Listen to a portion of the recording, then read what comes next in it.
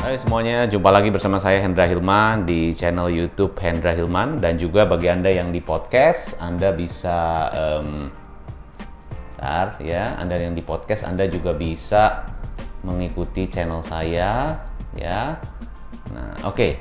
So, bagi Anda yang di YouTube ya dan juga yang di podcast, hari ini saya akan share mengenai pengalaman bagaimana saya pernah juga membantu perusahaan-perusahaan, khususnya bagaimana supaya timnya itu lebih kompak dan lebih solid, dan juga mereka lebih ngerti dalam hal komunikasi dan sebagainya. Karena penting sekali kalau kita punya bisnis atau kita punya perusahaan dalam sebuah perusahaan, pastinya jumlah tim itu sangat juga bukan hanya quantity tetapi juga kualitas daripada tim ya, kualitas daripada performance dan skill daripada tim. Nah, justru kita nyebutnya biasanya kalau saya membantu perusahaan, biasanya saya nyebutnya adalah bukan karyawan tetapi saya nyebutnya adalah tim ya. Tapi kalau biasanya orang bilangnya bukan staff ya, karena staff dengan tim itu beda sekali. Bayangkan kalau Anda disebutnya, atau mungkin kalau Anda punya perusahaan ya, Anda menyebutnya staff tuh ya terkesannya ya saya staff lah gitu kan, saya cuma staff dalam perusahaannya, saya cuman ya staff aja gitu. Tapi kalau tim itu adalah bagian daripada kesuksesan sebuah perusahaan, organisasi gitu kan, satu klub olahraga itu kan bisa disebut juga tim. Makanya kalau kita lihat sebuah olahraga, misalnya satu tim ya, organisasi ataupun satu tim kesebelasan bola ataupun tim kesebelasan ya, entah main bola, entah main volley atau apapun, punya tim. Nah, itu kan semuanya terlibat untuk bisa mensukseskan dan membuat sebuah tim itu bisa berhasil.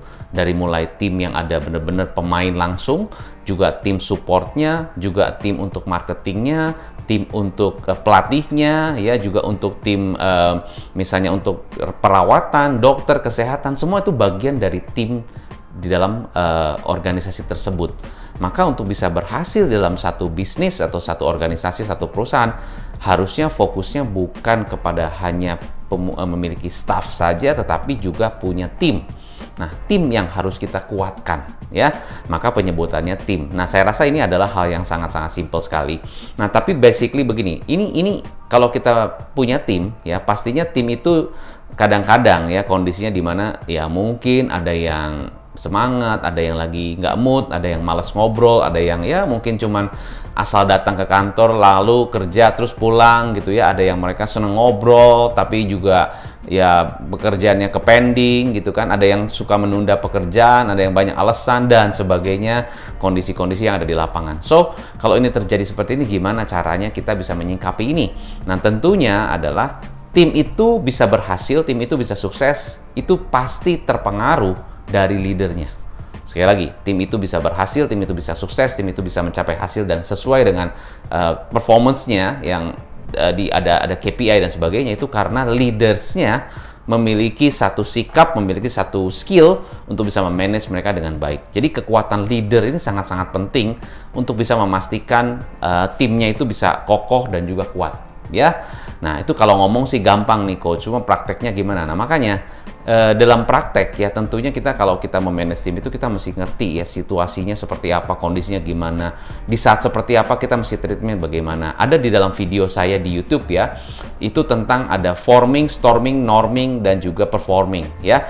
Nah, di dalam satu kondisi yang saya sebut misalnya storming lah salah satunya ya, Anda bisa nonton di video saya tentang forming, storming, norming, dan performing itu. Storming itu di dalam kondisi di mana mereka di dalam kondisi tim itu mereka sudah kurang akrab ya, mungkin secara pekerjaan oke, mereka rajin datang ke kantor, tetapi mereka saling nggak ngobrol, atau mungkin ada satu gap communication yang tidak diobrolkan, atau mungkin mereka merasa ya ini kayaknya anak buah si A, ini anak buah si B, ada kelompok-kelompok begitu ya. Mungkin ya dalam organisasi pasti seperti itu. Ada yang nggak suka dengan si A, ada yang nggak suka dengan B, tapi mereka nggak ngomong, diam aja ya. Dan akhirnya satu meja sama-sama ya, sama-sama bekerja, tapi tidak bekerja sama karena ya itulah ada clash. Nah, itu dalam kondisi seperti itu namanya storming. Biasanya leader juga nggak ngeh. Ya, leader juga kadang-kadang ya cuek-cuek aja ya. Mungkin ya yang penting yang mereka masuk nih, yang penting mereka rajin, yang penting mereka kerja, ya sudah. diantepin aja begitu. Tapi kita nggak pernah tahu apa yang dirasakan mereka itu, kita nggak pernah tahu sebagai leader. Yang kita tahu ya mereka rajin, mereka kerja, mereka masuk, udah ya, karena nggak pernah diajak ngobrol, ya cuma sebatas pekerjaan-pekerjaan aja, dan mungkin leadernya sibuk juga dengan kerjanya sendiri, nggak merhatiin timnya punya kerjaan, apalagi tentang komunikasi. Udahlah, pokoknya saya nggak mau urus campur deh, itu urusan tim aja. Pokoknya kan yang penting saya urusannya pekerjaan aja. Kalau untuk dalam-dalam segala macam, saya nggak mau tahu deh. Yang penting saya maunya hasilnya beres, begitu kan? Ya biasanya leader kayak begitu. Pokoknya saya nggak mau tahu. Pokoknya saya tidak mau tahu, begitu ya. Gitu kan? Kata-kata magic itu, saya pokoknya nggak mau tahu. Yang penting lu hasil tuh tunjukin, begitu kan kadang-kadang leader ya. Nah ini kadang-kadang tim sih, ya kalau yang mereka menyingkapinya bagus ya, iya mungkin ya udahlah, bos nggak mau tahu nih, ya udah kita mesti kerja. Tapi bos tahu nggak apa yang kita alami? Ya udahlah, pokoknya kita kerja aja begitu. Bos nggak tahu atau leader nggak mau tahu. Ya ini. Nah apakah kita sebagai leader kita begitu? Kita tidak mau tahu atau kita mau tahu? Ya artinya gini loh, memang wah tapi kalau kita mau tahu nanti disebutnya kepo. Nah ya tentu. Ya, sebagai seorang yang bijak, kita harus bisa membedakan yang mana yang kepo, yang mana yang masih bisa kita masuk di ranah kita. Wah, kita baru-baru punya waktu untuk bisa bantu mereka. Kalau kita juga sibuk nih, kita juga punya banyak kerjaan. Kalau Anda punya banyak kerjaan, ya dan tim Anda ternyata butuh sesuatu yang harusnya Anda berikan, tapi Anda tidak berikan, ya berarti Anda time managementnya salah. Termasuk saya juga seperti itu, saya pernah seperti itu. Saya nggak cuma ngomong berdasarkan hanya teori dan sebagainya, saya mengalami seperti itu. Saya ngebangun tim, saya punya waktu, wah sibuk sekali sampai malam, dan tim saya tidak terurus. Salah siapa? Salah saya. Salah saya, karena saya waktunya tidak rapi, tidak bisa punya prioritas waktu yang benar.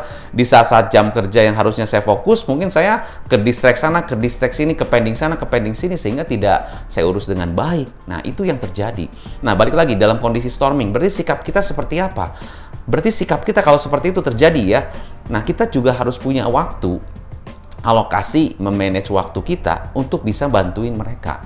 Kasih tahu, mungkin kita punya alokasi waktu, seberapa banyak waktu yang kita alokasi kepada tim kita, bukan hanya ngurusin kerjaan, tapi kita tanya, gimana sejauh ini hubungan kita baik-baik saja kan? Oh iya baik-baik saja Pak, maksudnya baik-baik saja gimana? Ya Bapak baik-baik di sana, saya baik-baik di sini. Ya itu sih bukan baik-baik saja, yaitu sama-sama kerja tapi bukan kerja sama.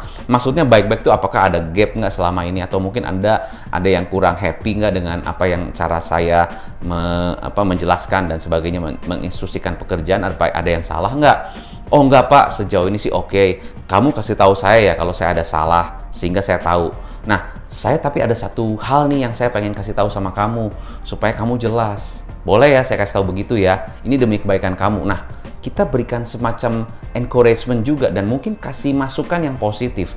Saya lihat kamu nih orangnya memang rajin, bagus ya, kamu juga teliti, tapi kayaknya kamu interaksinya memang kurang ya, entah gimana gitu ya.